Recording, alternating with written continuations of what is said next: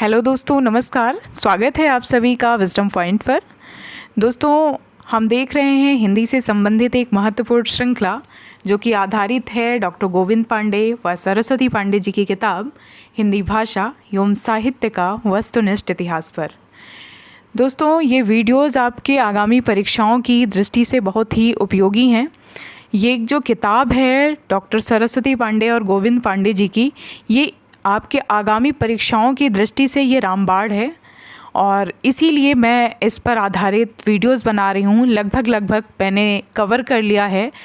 हम देख रहे हैं आदिकाल के बाद भक्ति काल और रीति काल ही बचा हुआ है। आधुनिक काल मैंने पहले ही कवर कर लिया था, तो लगभग मैंने इस बुक को पूरी तरह कवर कर लिया है। आने वाले दिनों में रीति काल और भक्ति काल पे आपको वीडियोस मिल जाएंगे। चलिए आज देखते हैं आज के इस वीडियो में आदिकाल, और आदिकाल से संबंधित ये हमारा लास्ट वीडियो होगा। आदिकाल में हम देखेंगे आज अमीर खुसरो जी को। अमीर खुसरो जिनका जन्म हुआ था 1253 ईस्वी में और इनकी मृत्यु हुई थी 1325 ईस्वी में। अमीर खुसरो जी का वास्तविक नाम था अबुल हसन। कभी कभी ये परीक्षा में पूछा जाता है कि अमीर खुसरो जी का वास्तविक नाम क्या है, तो अमीर खुसरो जी का वास्तविक नाम था अबुल हसन। अमीर खुसरो जी के गुरु कौन थे? तो इनके गुरु का नाम था निज़ामुद्दीन औलिया। अमीर खुसरो निज़ामुद्दीन औलिया के शिष्य थे। दूसरी बड़ी बात है अमीर खुसरो जी के बारे में, अमीर खुसरो खड़ी बोली के आदि कवि कहे जाते हैं। इसका मतलब कि अमीर खुसरो से ही हिंदी खड़ी बोली का प्रारंभ माना जाता है और ये हिंदी खड़ी बोली के आदि कवि कहे जाते हैं। अमीर खुसरो जी ने दिल्ली के सिंहासन पर 11 राजाओं का आरोहण देखा। ये बहुत ही महत्वपूर्ण प्रश्न है और ये परीक्षा में आया भी हुआ है कि वो कौन सा कवि है जिसने दिल्ली के सिंहासन पर 11 राजाओं का आरोहण देखा, तो उनका नाम है अमीर खुसरो जी। इतिहास के विद्वान डॉक्टर ईश्वरी प्रसाद ने अमीर खुसरो को महाकवि या कवियों में राजकुमार की संज्ञा दी है। ये ध्यान देने वाली बात है। डॉक्टर ईश्वरी प्रसाद जी हैं जिन्होंने अमीर खुसरो को महाकवि या कवियों में राजकुमार की संज्ञा दी है। विद्वानों ने अमीर खुसरो द्वारा रचित ग्रंथों की संख्या 100 बताई है, जिनमें महत्वपूर्ण हैं खालिक बारी, पहेलियाँ, मुकरियाँ, दो सुखने, गज़ल आदि। अमीर खुसरो की पहेलियों और मुकरियों में उक्ति वैचित्र की प्रधानता है। अगला महत्वपूर्ण पॉइंट है अमीर खुसरो के महत्वपूर्ण पद्यांश निम्नलिखित हैं। इसका उदाहरण दिया हुआ है। चा मन तूतिये हिंदुम अर रास्त पुरसी, जे मन हिंदुई पुरुष नाज गोयम। ये बहुत ही प्रसिद्ध पंक्ति है अमीर खुसरो जी की और इसका अर्थ है, मैं हिंदुस्तान की तूती हूँ, अगर तुम वास्तव में मुझसे कुछ पूछना चाहते हो तो हिंदवी में पूछो, जिसमें कि मैं कुछ अद्भुत बातें आपको बता सकूं। तो ये बहुत ही महत्वपूर्ण पंक्ति थी अमीर खुसरो जी की। अब हम देखेंगे इनकी पहेलियों से कुछ उदाहरण। इनकी पहेलियाँ हैं। एक थाल मोती से भरा, सबके सिर पर औंधा गिरा, चारों ओर वह थाली फिरे, मोती उसमें से एक ना गिरे। ये पहेलियाँ हैं इनकी और इसका उत्तर है आकाश। अगली पंक्ति है। एक नार ने अचरज किया, सांप मार पिंजड़े में दिया, जो सांप ताल को खाए, सूखे ताल सांप मर जाए। ये है, इसका उत्तर है दिया बत्ती। ये पहेलियाँ हैं अमीर खुसरो जी की। एक नार दो को ले बैठी, टेढ़ी होके बिल में बैठी, जिसके ऊपर उसे सुहाए, खुसरो उसके बल जाए। इसका मतलब है, इसका अर्थ है पायजामा। अगली पहेली है अमीर खुसरो जी की। अर्थ ते इसका बूझेगा, मुँह देखो तो सूझेगा। अर्थ ते इसका बूझेगा, मुख देखो तो सूझेगा। इसका अर्थ है दर्पण। अमीर खुसरो जी के ब्रज भाषा के भी रूप मिलते हैं, ब्रज भाषा के उदाहरण भी मिलते हैं इनके काव्य में। आइए देखते हैं। चूक भई कुछ बातों ऐसी, देश छोड़ भयो परदेसी। ये पंक्तियां हैं अमीर खुसरो जी की। एक नार पिया को भानी, तन वाको सरगा जो पानी। ये भी पंक्तियां थीं अमीर खुसरो जी की। चाम मास वाके नहीं नेक, चाम मास वाके नहीं नेक, हाड़ हाड़ में वाके छेद, मोहि अचंभो आवत ऐसे, वा में जीव बसत है कैसे। ये भी इनकी पहेलियां हैं। अब हम देखेंगे इन अमीर खुसरो जी के दोहे और गीत ब्रज भाषा में। उज्ज्वल वरन अधीन तन, एक चित्त दो ध्यान, देखत में तो साधु है, निपट पाप की खान। ये पंक्तियां हैं अमीर खुसरो जी की। खुसरो रैन सुहाग की जागी पी के संग, तन मेरो मन पीव को, दो भय एक रंग। ये पंक्तियां हैं अमीर खुसरो जी की जो कि ब्रज भाषा में हैं। अगली पंक्ति है जो कि बहुत ही महत्वपूर्ण है। गोरी सोवे सेज पर, मुख पर डारे केस, चल खुसरो घर आपने, रैन भई चहुदेस। अगली पंक्ति है। मोरा जोबना नवे लरा भयो है गुलाल, कैसे गर्दीनी कस मोरी माल, सूनी सेज डरावन लागे, बिरहा अगिन मोहि डस डस जाए। मोरा जोबना नवेलरा भयो है गुलाल। ये पंक्ति महत्वपूर्ण है और पूछी जाएगी तो आप इसको विद्यापति नहीं मानिएगा। ये निश्चित ये ब्रजभाषा की पंक्ति है, लेकिन बड़ी कन्फ्यूज़न होती है क्योंकि श्रृंगारिक पद हैं विद्यापति जी के और ये पद है खुसरो जी का। तो यहाँ पे कन्फ्यूज़न, एक बार मैंने ये क्वेश्चन गलत किया हुआ है इसलिए मैं आपको बता रही हूँ कि मोरा जोबना नवेलरा भयो है गुलाल, कैसे गर्दीनी कसमोरी माल, सूनी सेज डरावन लागे, बिरहा अगिन मोहि डस डस जाए। ये पंक्तियाँ हैं अमीर खुसरो जी की और ये मशहूर पंक्ति, अभी इस पे रिमिक्स गाना भी आया है, पुराना भी गाना है और रिमिक्स भी इसका आया है। जेहाल मिसकी मुकुन तगाफुब, दुराए नैना बनाए बतिया, किताबे हिजरा ना दारम मैजा, ना लेहू काहे लगाए छतिया। जेहाल मिस्की वाला गाना आया है, रिमिक्स इसका मैंने सुना है, पुराना भी गाना है ये। तो ये पंक्तियाँ अमीर खुसरो जी की लिखी हुई हैं। और एक और महत्वपूर्ण गज़ल है, छाप तिलक सब झीनो। तो ये भी पंक्तियाँ हैं खुसरो जी की। अब हम देखेंगे आदिकाल के महत्वपूर्ण रचनाकारों की पंक्तियों को, जिसमें हम देखेंगे गोरखनाथ जी के छंद। गोरखनाथ जी के छंद हैं। 9 लख पातर आगे नाचे, पीछे सहज अखाड़ा, ऐसे तन लो जोगी खेले, तब अंतड़ बसे भंडारा। ये दोहा है गोरखनाथ जी का। अंजन माही निरंजन भेड़ा, तिलमुख भेटा तेलम, मूरति माही अमूरत परस्या, भया निरंतर खेल। ये पंक्तियां हैं गोरखनाथ जी की। अगली पंक्ति है। नाथ बोले अमृत बाड़ी, वरिसय गई कौली पाड़ी, गाड़ी परड़वा, बांधिल खूटा, चले दमामा, वजले ऊटा। ये पंक्तियां हैं गोरखनाथ जी की। गुरु कीजे महिमा, निगुरा न रहे रहिला, गुरु बिन ज्ञानम ना पाइला रे भाइया। ये पंक्तियां हैं गोरखनाथ जी की। फिर से देख लीजिए इसको। गुर कीजे महिला, निगुरा न रहिला, गुर बिन ज्ञानम ना पाइला रे भैया। अवधू रहिए हाटे बाटे, रूप विषम की छाया, रूस विषम विरस की छाया, तजिबा काम क्रोध मोह लोभ मोह, संसार की माया। ये पंक्तियां हैं गोरखनाथ जी की। स्वामी तुम्ही गुरु गुसाई, अमहे जो शिव सबद एक बुझिबा, निरारंबे चेला कूड़, विधि रहे सतगुर होई, सब पूछा कहे। अगली पंक्ति है पृथ्वीराज रासो से, जो कि चंदवरदाई जी ने लिखा है। पृथ्वीराज रासो से पंक्ति है। राजनीति पाइये ज्ञान पाइये सुजानिए, उकति जुगति पाइये घटी बढ़ी उन्मानिया। उक्ति धर्म विशालस्य राजनीति नौरसम खट भाषा पुराणम चा कुरानम कथितम मया।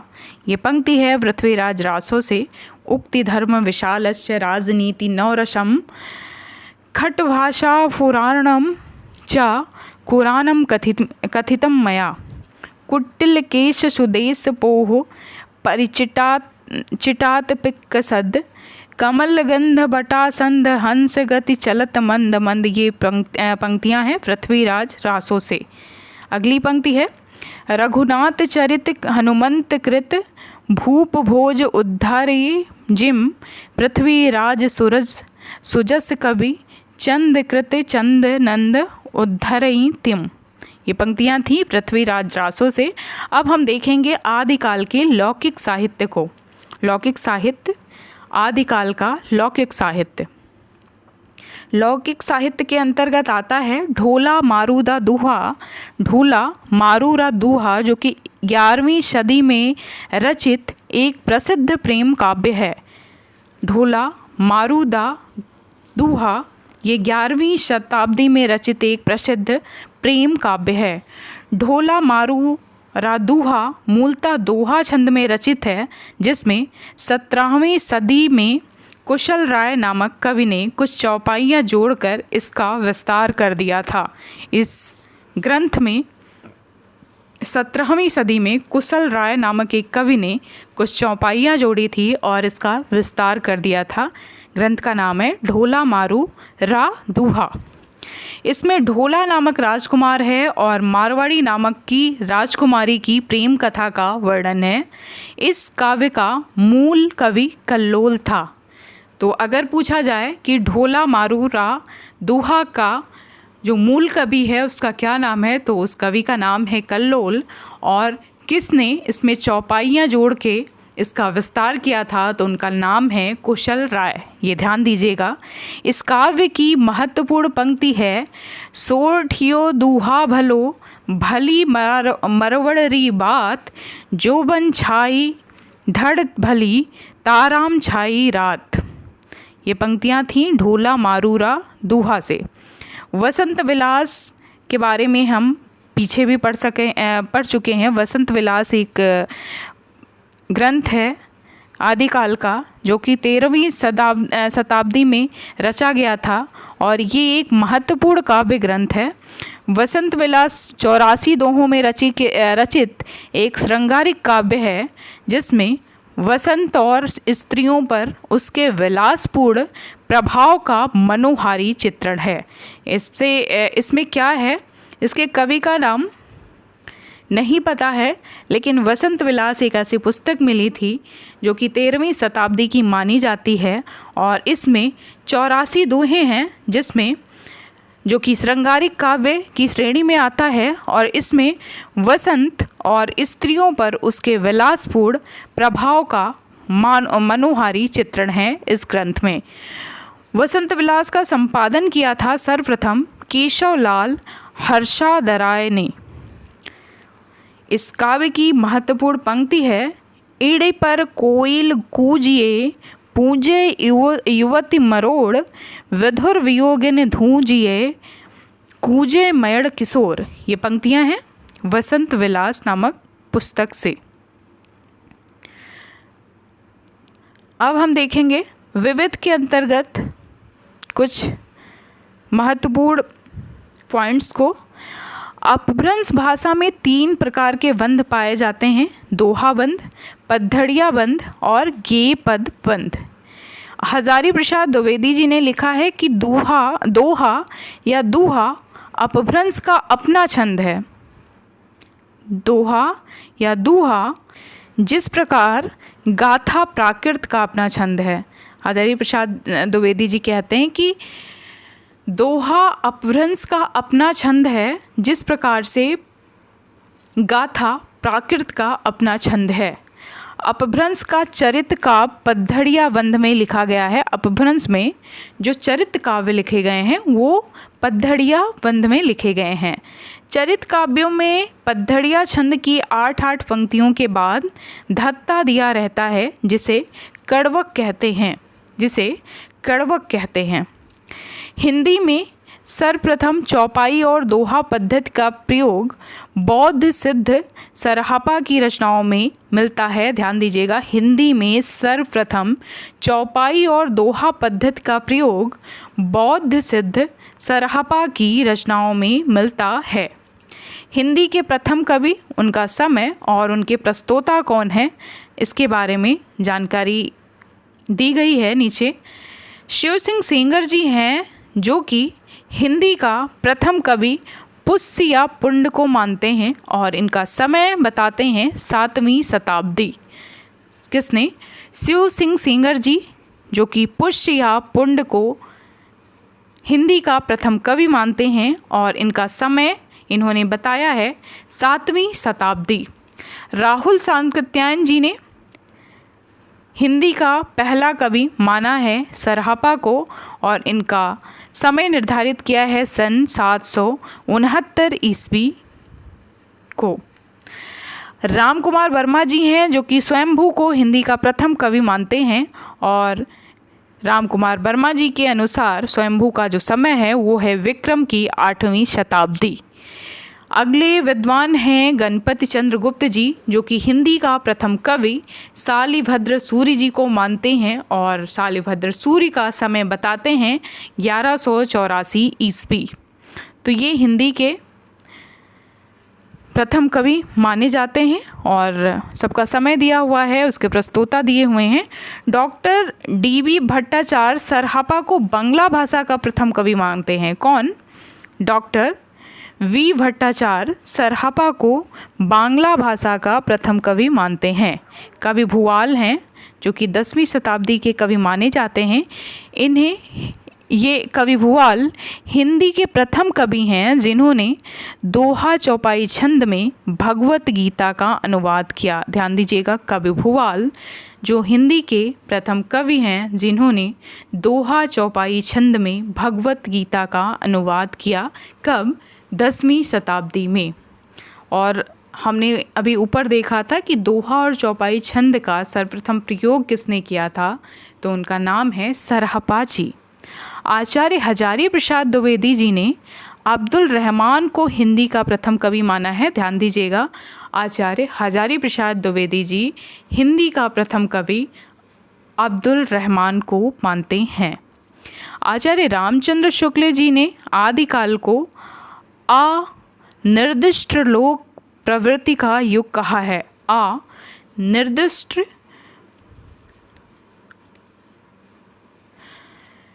लोक प्रवृत्ति का युग कहा है।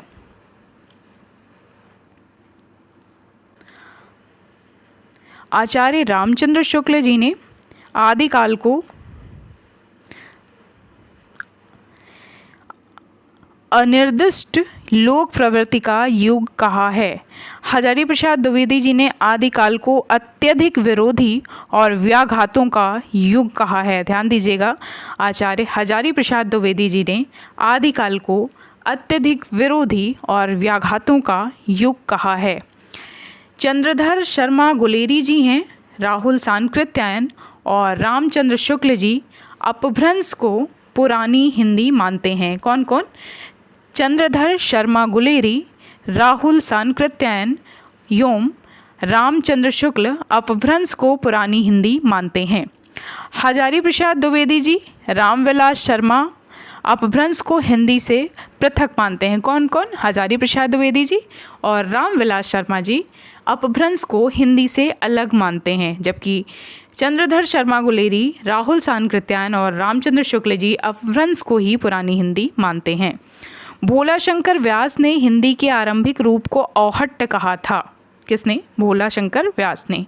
अमीर खुसरो को संगीत के क्षेत्र में कव्वाली, तराना गायक शैली और सितार वाद्य यंत्र का जन्मदाता माना जाता है। ध्यान दीजिएगा, अमीर खुसरो को संगीत के क्षेत्र में कव्वाली, तराना गायक शैली और सितार वाद्य यंत्र का जन्मदाता माना जाता है।